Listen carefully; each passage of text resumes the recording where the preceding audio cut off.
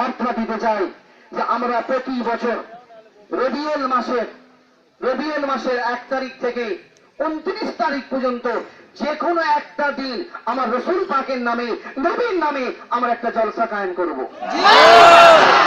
শুধু আমার কথায় আপনারা একমত? মাশাআল্লাহ, নারে তাকবীর। কত বড় কাপুরুষ জানেন আপনার স্কুলের টিচারগুলো? আপনার স্কুলের হেডমাস্টার কত বড় কাপুরুষ জানেন? এটা আপনাদের ভয়ে এখন থানায় বসে আছে।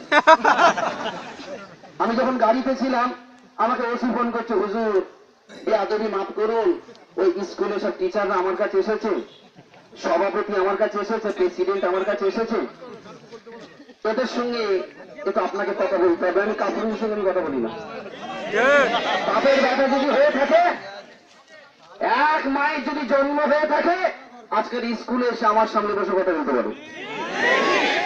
কেন তামাম হাওড়া জেলার পাঁচলা এলাকার মানুষ, বনহরিশপুর এলাকার মানুষ, আমতা এলাকার মানুষ, উলবেড়িয়া এলাকার মানুষ আসছে, আর আমি একা বসে মিটিয়ে নেব, এ কোনোদিন হতে পারে না।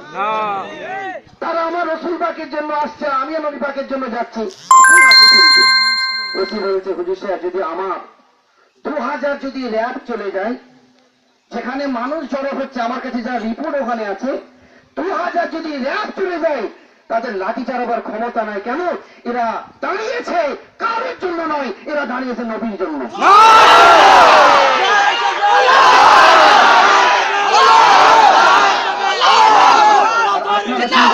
র্যাব যদি আসে কি হবে? র্যাব কিছু করতে পারবে না। রাবের বাবা এলে কিছু হবে না। স্বয়ং পশ্চিমবাংলার মাননীয় মুখ্যমন্ত্রী এসে গেলে তারও কথা চলবে না।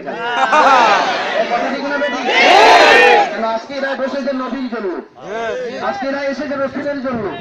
যে পার্টি করুক না কেন, নবীর জন্য আমরা এক, রসুলের জন্য আমরা এক, আল্লাহর জন্য এক, কোরআনের জন্য এক, শরীয়তের জন্য এক, আল্লাহর ওলিদের জন্য আমরা এক। কথা ঠিক না বেশি? তবে এত সহজে আমরা ক্ষমা করব না স্কুলের হেডমাস্টারটাকে। উনি চাল ছেড়ে চলে যেতে পারে, কিন্তু পুকুর ছেড়ে যেতে পারবে। ঠিক বলছি না বলবেন?